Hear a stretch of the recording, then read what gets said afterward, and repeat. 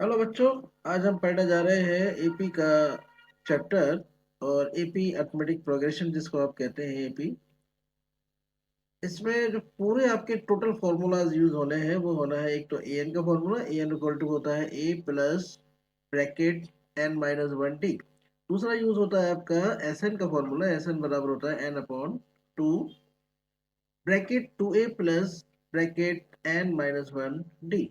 और last formula जो use होगा आपका S N equal to N upon two A plus N, जहां पर ए का मतलब होता है फर्स्ट टर्म, एन का मतलब होता है नंबर ऑफ टर्म्स, डी का मतलब होता है कॉमन डिफरेंस, ए एन होती है आपकी nth टर्म और एस एन होती है सम ऑफ एन टर्म।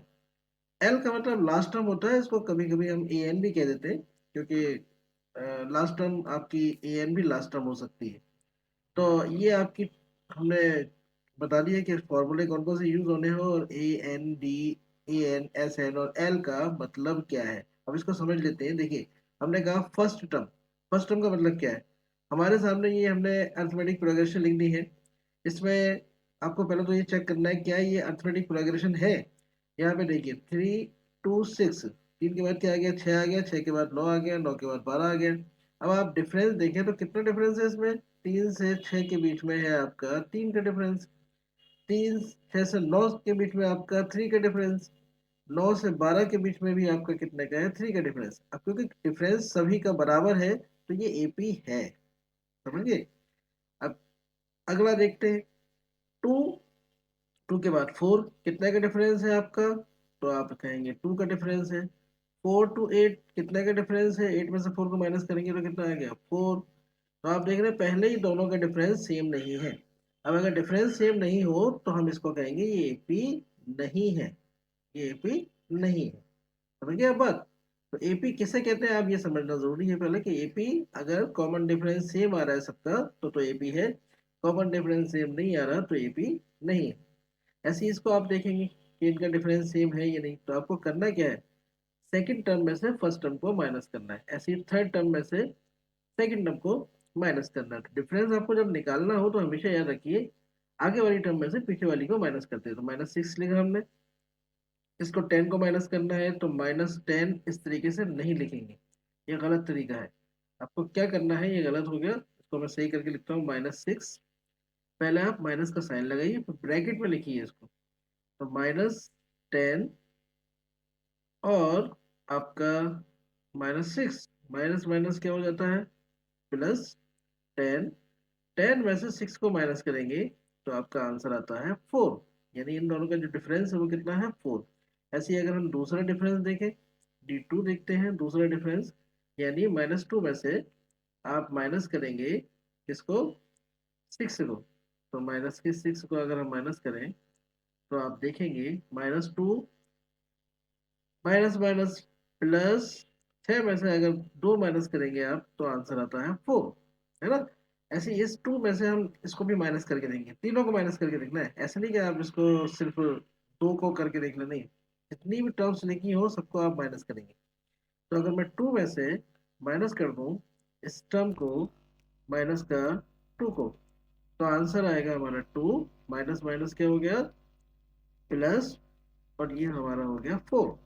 आप देख रहे हैं सभी का कॉमन डिफरेंस जो है वो सेम है। अगर कॉमन डिफरेंस सेम है तो इसका मतलब ये भी क्या है? एपी है। तो हमारी ये एपी थी, ये एपी है, ये एपी नहीं है। तो एपी की बात तो समझ में आ गई होगी कि एपी होता क्या है। अब आते हैं कि फर्स्ट टर्म क्या है, नंबर ऑफ टर्म्स क्या है। तो देखिए फर्स्ट टर्म, अगर मैं कहूँ इसका फर्स्ट टर्म क्या है तो फर्स्ट टर्म है 3। इसमें पहली टर्म क्या है? 3। और इस एपी का पहला टर्म क्या है? इस पहली एपी का पहला टर्म है आपका -10। समझ गए अब बात? तो ये हमारे फर्स्ट टर्म है 3 और 10, ये दोनों ही क्या हो गए? हमारे फर्स्ट टर्म हो गए। अब आते हैं number of terms. Number of term जैसे हम इसमें देखें 1 2 3 4, 3 6 9 और 12 भी हमारी क्या हुई? नंबर ऑफ टर्म्स है। तो कितनी टर्म है इसके अंदर? अगर हम देखें 1 2 3 4, 4 टर्म है। इसमें भी कितनी टर्म है? अगर ये एपी होता तो 1 2 3 4, इसमें भी 4 टर्म है। 1 2 3 4, इसमें भी कितनी है? 4 टर्म है। तो ये टर्म्स होती है। कॉमन डिफरेंस, कॉमन डिफरेंस आपने अभी निकाला ये तीनों का, ये निकाला आपने 2 और 4। अब आपके देख रहे हैं बराबर नहीं है, कॉमन डिफरेंस सेम नहीं है, इसका मतलब ये एपी नहीं। और इस वाले में आप देखें थर्ड वाले में, तो थर्ड वाले में आपका कॉमन डिफरेंस कितना आ रहा है, 4 4 4। अब आती है nth टर्म। nth टर्म का मतलब क्या होता है, nth टर्म का मतलब होता है कोई भी मैं टर्म बोल सकता हूँ, थर्ड टर्म, फोर्थ टर्म। तो अगर मैं कहता हूँ सेकेंड टर्म, तो ये हो गई आपकी nth टर्म। कौन से नंबर की टर्म हो गई, ये nth टर्म हो गई। n का मतलब यहाँ पे आप कोई भी नंबर लिख सकते हो n की जगह। n की जगह आप 1 लिख सकते हो, n की जगह 2 लिख सकते हो, n की जगह 3 लिख सकते हो, n की जगह 4 लिख सकते हो। अगर मैं कहता हूँ फोर्थ टर्म, तो फोर्थ टर्म कौन सी है एसईपी में, आप कहेंगे 12, तो आप यहाँ लिख देंगे 12। ऐसे ही अगर मैं कहता हूँ थर्ड टर्म कौन सी है, तो थर्ड टर्म कौन सी है, 1 2 3। तीसरी टर्म कौन सी है, 9। तो यहाँ पे थर्ड टर्म जो होगी वो आपकी हो गई 9। ये होगी आपकी nth term. Sum of n term, अब इनका सबका जोड़ आप करेंगे, ऐड कर देंगे इन सबको, तो वो होता है आपका Sn। Last term, last term तो आपको समझ में आ ही रहा होगा। लास्ट टर्म अगर मैं कहूँ इसमें लास्ट टर्म कौन सी है, अगर मैं बहुत सारी टर्म लिख दूँ, इस टाइम मान ली इतनी 12 तक ही टर्म्स है, तो 12वीं टर्म जो है 12 जो है वो क्या हो गई आपकी लास्ट टर्म। ऐसे ही इसमें लास्ट टर्म कौन सी है, 1 2 3 4। चौथी टर्म जो है वो इसमें लास्ट टर्म होगी, अगर यहीं तक की एपी है तो आपकी। समझ रहे हैं बात। डॉट डॉट करके अगर हम लिख देते हैं, आगे कोई नंबर लिख देते हैं, तो जो भी लास्ट में लिखा होगा नंबर, वही क्या हो गई आपकी लास्ट टर्म होगी एपी की। समझ रहे हैं बात। ठीक है, उम्मीद है आपको समझ में आया होगा कि एपी होता क्या है। अब अगर मैं लिखता हूँ आपके सामने 4 8 12, बताइए ये एपी है या नहीं। तो देखिए कितने का डिफरेंस है इसमें, 4 का, और इसमें भी 4 का, तो ये एपी है। ऐसे ही अगर हम लिखते हैं 10, 10 के बाद हम लिख देते हैं 8, 8 के बाद लिख देते हैं 6, 6 के बाद लिख देते हैं 4। बताइए एपी है या नहीं। तो आप देख रहे हैं लगातार दो दो नंबर कम होते जा रहे हैं, तो इसका मतलब ये भी एपी है। सबका डिफरेंस जो है वो बराबर होना चाहिए, पहली चीज तो ये। तो ये इस तरीके से आपकी एपी हमें समझनी है। अब हम क्वेश्चन आंसर पर आते हैं। एक्सरसाइज 5.2 हम करेंगे। ठीक है,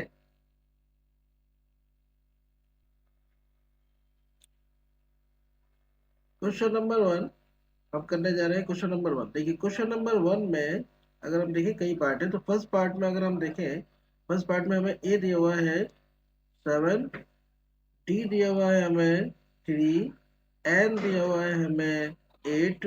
हमें निकालना है ए एन। तो ए एन निकालने के लिए आपका फॉर्मूला हम पीछे लिख चुके हैं कि ए एन इक्वल टू होता है A plus N minus 1 D. और ए बराबर अगर आप लिखे तो 7 है, प्लस एन हमारा कितना है 8 माइनस 1, और डी हमारा कितना है आपका 3। और इस तरीके से 7 प्लस 8 माइनस 1 7 इंटू 3, और 7 प्लस 7 3 जा 21। ये टोटल हो जाता है हमारा 28। This is your answer. कितना सिंपल है आपका ये। अब आते हैं हम क्वेश्चन नंबर 1 के सेकंड पार्ट पर। सेकंड पार्ट में अगर हम देखें तो ए हमें दिया हुआ है -18, डी हमें निकालना है इसमें, डी हमें नहीं पता। एन हमें दिया हुआ है, एन कितना है 10, तो एन हमें दिया हुआ है 10, और ए एन हमें दिया हुआ है 0। फॉर्मूला यही वाला पुट होगा जो आपने अभी लगाया। तो A N equal to A plus N minus 1 D. A N कितना है हमारा 0 है, तो ए एन की जगह 0 लगा दीजिए। ए की जगह कितना -118, 18, प्लस ब्रैकेट में एन हमारा कितना है 10 माइनस 1, डी हमें निकालना है। तो देखिए बिल्कुल सिंपल सा सवाल है। -18, 10 - 1 कितना होता है 9, डी, और ये आपका 0। 18 को उठा के इधर ले आइए आप, तो कितना हो जाएगा आपका +18 हो जाएगा, इक्वल टू इधर क्या है 9 डी। 9 कहाँ जाएगा 18 के नीचे, क्योंकि मल्टीप्लाई में तो कहाँ जाएगा डिवाइड में। अगर आपको ये चीज़ें नहीं आती हैं कि प्लस में कब जाता है माइनस में कब जाता है, तो आप हमारी प्ले लिस्ट में जाइए, वीडियो की बेसिक लिस्ट की प्ले लिस्ट बनी हुई है, उसमें आप जाकर ये बेसिक्स सीख सकते हैं बड़ी आसानी से। तो 2 equal to D equal to हो गया हमारा 2 के बराबर। है कितना सिंपल, है ना।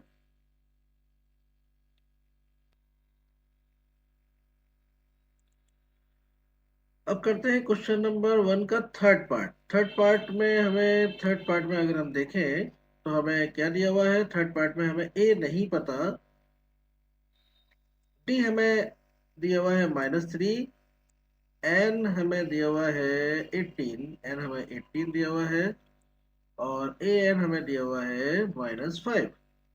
ठीक है, फॉर्मूला हमारा वही है, ए एन इक्वल टू क्या होता है, ए प्लस एन -1 डी। यहाँ पर आप वैल्यूज पुट कर दीजिए, -5, ए की वैल्यू हमें नहीं पता, एन एन हमारा है 18, -1, डी हमारा कितना है, डी है -3। तो ब्रैकेट में आप करके लिखिए। अब देखिए 8 -1 कितना हो गया, 18 -1 कितना हो गया, 17, -3, और ये आपका 5 है। इसका दोनों का मल्टीप्लाई करेंगे हम, तो मल्टीप्लाई करके 3 7 21, 2 कैरी 3 1 3, 51 आएगा। अच्छा, प्लस माइनस मल्टीप्लाई करके आता है माइनस। अगर प्लस माइनस करना आपको नहीं आता कि कब प्लस आता है कब माइनस आता है, तो आप हमारी बेसिक मैथ की वीडियोस में जा सकते हैं, प्लेलिस्ट में मौजूद है। 51 इधर लाएंगे आप, तो जब कोई चीज इधर प्लस में माइनस में होती है तो प्लस में जाएगी इधर, और अगर प्लस में है तो माइनस में जाएगी। तो इस टाइम हमारा ये 51 जो है माइनस का है, तो माइनस का है, तो इस साइड पर लाकर आप प्लस में कर लीजिए। इधर हमारा क्या बचा हुआ है, ए। अब 51 में से 5 अगर माइनस करते हैं तो आपके पास बचते हैं 46, वो भी पॉजिटिव। क्योंकि जब भी आप माइनस करें, एक प्लस एक माइनस माइनस होता है, तो बड़ा वाला जो नंबर होता है उसी का साइन आपका रहता है यहाँ पर। ये आपका ए की वैल्यू आ गई। देखा कितना सिंपल है। अब आते हैं फोर्थ वाले पार्ट। फोर्थ वाला पार्ट देखकर बच्चे घबरा जाते हैं, क्योंकि पॉइंट में मौजूद है ये, लेकिन है कुछ नहीं। ये भी आपका कैलकुलेशन आपके अगर मजबूत है तो कोई दिक्कत नहीं होती। ए की वैल्यू यहाँ पर दे रखी है -18.9, टी हमें दिया हुआ है 2.5, एन हमें नहीं पता यहाँ पे, और एन बड़ा ही इम्पोर्टेंट होता है, एन निकालना, क्योंकि बहुत सारे क्वेश्चंस में आपको एन निकालना है, और एन निकालना ही सबसे बड़ा खेल है, आप ये समझ सकते हैं। बहुत क्वेश्चंस में आएगा एन का क्वेश्चन जो है, बहुत ही ज्यादा इम्पोर्टेंट है। शुरुआत वैसे ही करेंगे। ए एन हमारा formula, A N plus equal to A plus N -1 D है हमारा। अब हमें दिया हुआ क्या है, ए एन कितना है 3.6, ए कितना है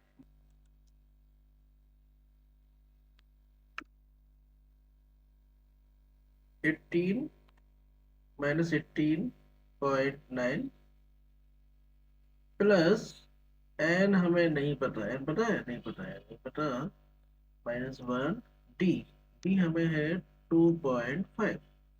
अब देखिए पहले क्या करेंगे, इसमें 18.9 को इस साइड पर लाएंगे आप, 3.6 -18 है, तो आप इसको प्लस 18.9 कर दें, इक्वल टू n-1 और 2.5। अब इन दोनों को आप प्लस करते, प्लस हो रहे हैं, तो 9 6 हो गया हमारे 5, कैरी आपका 1, कितना हो जाएगा 2, और ये 2, ये मिल 22.5 हो जाएगा।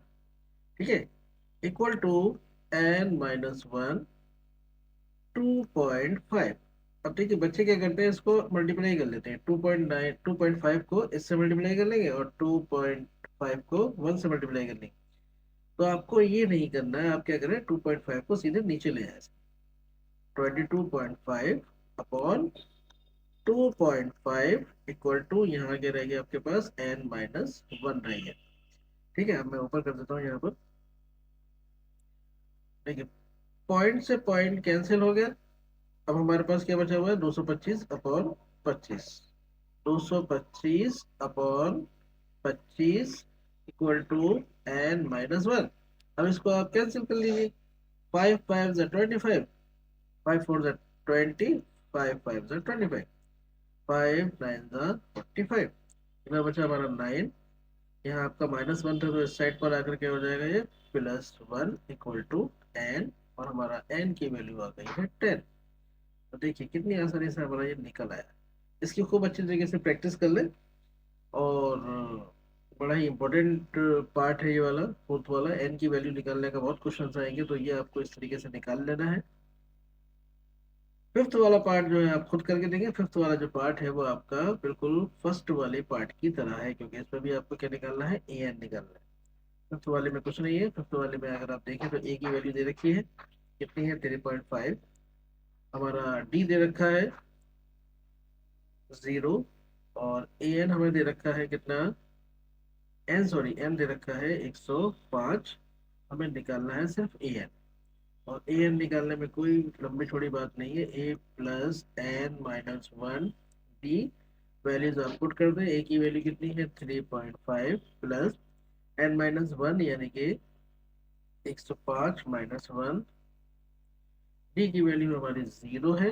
अच्छी बात है, 0 है तो 3.5, और 105 में से एक गया तो हमारे पास बचता है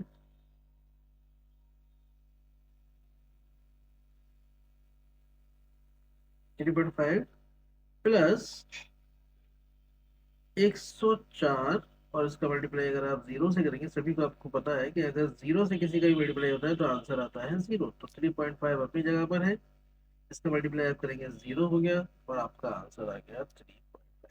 चलिए मैंने आपके सारे कर दिए। ठीक है, अब इन सवालों की आप खूब प्रैक्टिस करें, क्योंकि यही आगे इसी टाइप के आगे क्वेश्चंस आपके आने हैं। हमारे वीडियो को ज़्यादा से ज़्यादा शेयर करें, चैनल को सब्सक्राइब करें। Thank you very much.